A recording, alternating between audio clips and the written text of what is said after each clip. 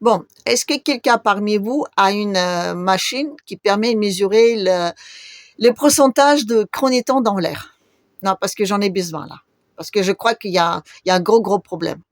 Je suis persuadée qu'il y a une énorme faille spatio-temporelle qui traverse comme ça toute notre planète et qui les découpe au bout. Et il y a des gens qui se trouvent au même moment dans les endroits complètement, je veux dire, hein, dans deux mondes parallèles, voire plus, parce qu'il y a des trucs où je comprends plus rien du tout. Vous avez entendu parler le premier ministre de Grande-Bretagne, vous savez, le flambé en devenir. Enfin, flambé en étant jaune, vous voyez. Mais dans 20 ans, je pense que ce sera pour préparer. Il a une bonne petite tête de brioche, lui. Voilà. Donc, avec sa bonne petite tête de brioche, la Grande-Bretagne, donc, a appelé tous ses colonies. Voilà. Le Canada, donc, l'Australie, la Nouvelle-Zélande, l'Europe. Voilà. L'Europe n'est pas la colonie de la Grande-Bretagne? Ah, bon, je savais pas. D'accord. Alors, on va dire que l'Europe, elle avait une dérogation, voilà, pour venir là-bas. C'est les pays européens. Voilà. Enfin, présentés par leur leader, notre Macron démocratiquement élu. Voilà. Avec sa menace ultime, non, parce qu'il y avait deux menaces. La première menace, donc, le premier ministre, là, le flambé en devenir. Donc, lui, il a dit, ça ne nous convient pas. Voilà. La réponse de Poutine ne nous convient pas. Et après, donc, il y a Manu qui a enchéri par la suite en disant, si je me lève,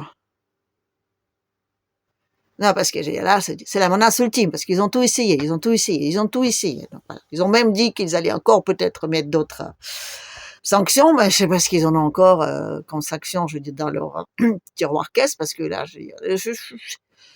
non, mais sérieusement, les mecs, sérieusement, l'Europe, la toute puissante, la toute puissante, là, le berceau de la démocratie, l'Europe, donc, qui vit aujourd'hui grâce à l'énergie russe, grâce à la main-d'œuvre et les ressources africaines, qui achète tous ces bidules, trucs, machin, aux Chinois, et qui se nourrit avec du pognon d'Amérique, d'un seul coup, elle veut faire la guerre à tous ces gens-là.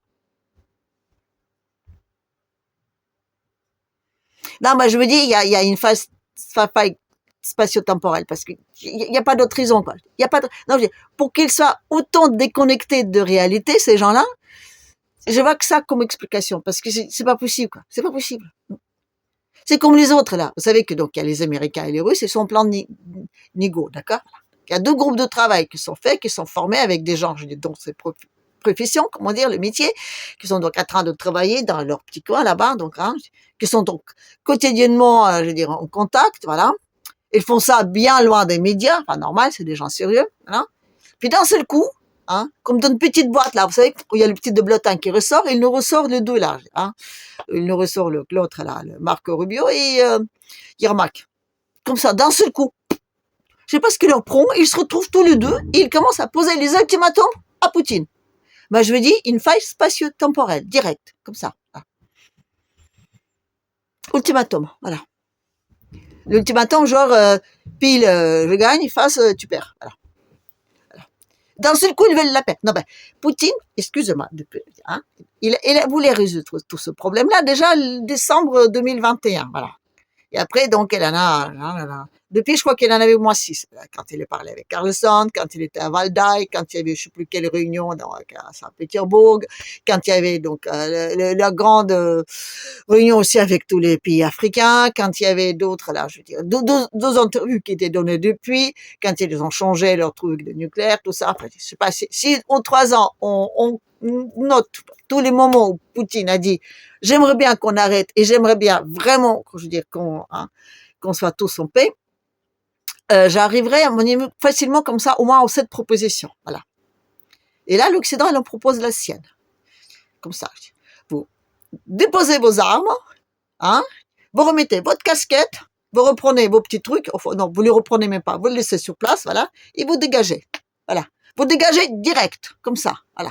Sinon, comme dit Manu, si je me lève, alors, donc c'est normal qu'ils aient trop peur, hein, là-bas, à Moscou, ouais. Quand ils occupent, en plus, il y a émissaire, hein, américain qui arrive comme ça, je dis, ouf, direct, il prend l'avion, flac, il arrive à Moscou, flac, comme ça. Ça atterrit vers 13h, je crois, voilà. Bon. Bon, Poutine et Loukachenko, donc les deux sanguinaires dictateurs là-bas, donc, hein, comme tout le monde le sait, comment ça qu'on les appelle, comment dire gentiment en Occident, ils étaient en plein donc négociation de leur petite magouille là. Ouh, comment est-ce qu'on peut faire pour déminer, écraser les mondes entiers en leur donnant rien du tout et en en profitant de tous les biens qu'on a chez nous. Voilà. Non, ils n'ont pas dit qu'ils allaient voler les biens chez les autres parce qu'ils disent on a tout ce qu'il faut chez nous. Voilà. C'est les deux pays, je veux dire, le monde s'écroule, ils peuvent vivre en autarcie totale. Ils ont développé, je veux dire, leur autonomie, on va dire, économique et industrielle, je veux dire, presque quasi totale. Voilà. Donc, ils étaient tous les deux là, en train de dire, qu'est-ce qu'on peut encore inventer? Et là, un émissaire qui arrive, un émissaire américain, ouh, ah, ils ont eu peur, ils ont eu peur. Ils ont tellement peur qu'ils s'étaient dit, ça nous donne faim. Alors, on a dit au mec, patientez. Donc, ils ont allé déjeuner. Voilà. Ils ont pris le premier plat, ils ont pris le deuxième plat, ils ont pris le troisième plat. Ah ben, ça creuse la peur. Ça creuse, c'est affreux, affreux. Alors, ils ont pris 7 plats. Voilà. J'avais tellement peur, ils en ont tellement mangé qu'à la fin, ils ont dit, pas grave, conférence de presse, désolé, mais là, on a trop mangé, hein, on a trop magouillé, comme ça, tout ça. Donc, ils ont dit une petite sieste, voilà. Et après, il y avait une conférence de presse auquel ils étaient déjà en retard, vous voyez. Après, il fallait poser des questions, il fallait répondre, il y avait tout ça, voilà. Entre-temps, on a aussi posé la question, vous savez, au type là, qui dirige la fameuse équipe de travail. Ah non, parce qu'il y a quand même 2 équipes de travail hein, qui travaillent, je vous rappelle, d'accord? L'équipe de travail donc de Russe qui dit ah moi je suis pas au courant. Et puis il dit un émissaire ah bon il fait quoi elle attend ah bon d'accord ah bah je sais pas mais Poutine il est occupé hein bah oui il dit jaune. Après bah, attendez hein c'est un président d'un grand pays qui est venu le voir hein.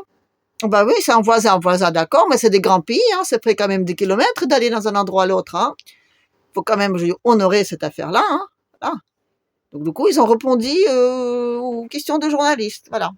Alors, bien sûr, il y en a qui ont profité pour dire oui, la paix, l'ultimatum là, genre vous baissez tout, vous posez tout et vous vous barrez, hein. Voilà. Et vous excusez aussi au passage, voilà, c'était ça. J'ai oublié. Il y avait aussi vous excuser, voilà. Et du coup, ben il a dit d'accord. Il a dit d'accord, mais d'accord, mais vous pouvez me dire comment est-ce que vous voyez comment on organise. Non, ben il n'a pas dit qu'il ne voulait pas, il a dit vous pouvez m'expliquer comment est-ce qu'on s'organise, hein. Voilà. Et bien sûr, les Britanniques, ils ont dit non, non. Il a juste dire oui. Et je dirais même, il a même rien à dire. Il prend ses trucs et ses machins, il s'en va. Voilà. Et du coup, ils font peur maintenant. Voilà. Donc, l'Europe, elle fait peur maintenant. Elle fait peur en Occident tout entier. En Occident tout entier, non. Ils ont peur, ils ont peur. Les Chinois, ils ont avalé à travers, là. Ils mangeaient du canard laqué, ils ont dit, oh, Manu nous fait peur. Oh là là là là, ils vont peut-être aussi nous faire des sanctions. Et les Américains, ils ont dit, oh, ils vont peut-être nous poser, je sais pas, des sanctions également. Ils vaudront peut-être pas nos pognons, hein. C'est les Américains qui se sont dit. Et les Chinois, ils ont dit, oh, elles vont plus acheter nos bidules, mais comment est-ce qu'on va faire? Et les Russes, ils ont dit, ah là là là là, notre gaz, on sera obligé de le consommer tout seul, voilà. Et les Africains, bon, les Africains, ils n'ont rien dit, ils sont en train de créer leur petit, comment dire, réunion là-bas aussi en cachette. AES et compagnie. Ils sont en train de dire, ils prennent l'exemple des Russes, ils disent, comment est-ce qu'on va faire pour rien donner à l'Europe aux méchants comme ça? Comme ça, ils seront obligés de venir chez nous, de s'excuser, de dire on va faire égal, et même de payer avec du vrai pognon contre nos trucs qui sont chez nous. Voilà. Et l'Europe, avec ces petits points-là, elle se croit toujours d'être le centre du monde. Moi, je vous dis, il y a une grosse faille spatio-temporelle qui traverse tout truc. Parce que je dis, l'émissaire là en question, il a quand même attendu. Hein. Bon, d'accord, il a vu d'autres personnes, d'accord. Il a vu des gens qui sont venus pour dire, tac, tac, tac, vous voulez une petite tasse de café? Non, j'attends. Comme vous voulez. Un petit sandwich? Non, j'attends. Bon, au bout de 5 heures, il a dit, bon, d'accord, passez-moi le sandwich. Et oui, c'était pas très correct. Non, non, non, non. Et ce qui est le plus intéressant dans tout ça, ce qui est trompinou-minou, après, il a dit, c'est faux. Il n'a pas attendu. Non. Il avait d'autres personnes en attendant. Donc, tous ceux qui pensent qu'aujourd'hui, les États-Unis sont humiliés par la Russie, c'est faux. C'est vrai, c'est faux. L'Amérique n'est pas humiliée par la Russie. Mais les Américains, à un moment donné, Enfin, je veux dire, Trompino-Mino, je suis même pas sûre qu'il était au courant que l'autre, elle a fait une torte-le-pute comme ça. Hein? Non, je veux dire, avec Ermac en plus. Non, mais Ermac, je dis, attendez là, c'est le flambé en devenir, mais je veux dire, hein, l'autre pièce de monnaie, voilà. Un face et un fil. C'est la même chose. Donc, je veux dire, pour qu'il commence à faire des trucs comme ça, je me dis, mais non, mais c'est une autre réalité. C'est une réalité dans laquelle les Américains, ils avaient de l'importance. On les écoutait, on les recevait, on leur déroulait les tapis rouges et on courait tout de suite, comme ça, pour dire, venez, venez, montre-nous ce où qu'on signe. Voilà. C'est une autre réalité. C'est une autre réalité qui est dépendante je veux dire, non, pas genre, je veux dire, indépendante de réalité européenne où l'Europe, je veux dire, le berceau démocratique qui dit, comme ça, je dis, et tout le monde flippe et dit, oui, oui, oui, oui, chez Fontobie. C'est une quatrième réalité où les Africains qui disent, oh, oh, ça va, je dis, hein, on peut peut-être s'en sortir sans vous tous, hein. Et les Russes, pire, les Russes, eux, ils se marrent. Voilà, ils se marrent en train de dire, oh là là là là là là, ouloulou, Manu nous menace. Donc, moi, je vous dis, si vous avez un appareil à mesurer les taux de chroniton dans l'air, hein, ben, écrivez-le moi parce que j'aimerais bien quand même vérifier. Parce qu'il y a quand même un truc dans ces temps-ci, il y a quand même des trucs complètement bizarres. Et le dernier truc très, très bizarre, il paraît que les Américains ne veulent plus supporter les autres, là, vous savez, qui les empêchent d'entrer dans les mers rouges, là, les Houthis, voilà. Non, mais je veux dire, ça fait combien de temps qu'ils sont là et qu'ils ne disent rien, comme ça, ils attendent, et là, comme s'ils ont que ça à faire, à s'occuper de ça. D'un seul coup, non, ben, je pense qu'il est frustré, Trompino-Mino. Parce que c'est vrai, ça fait 50 jours, c'est ça, 50 jours qu'il est là, hein. C'était la moitié de ces 100 jours où donc on va le faire son premier bilan.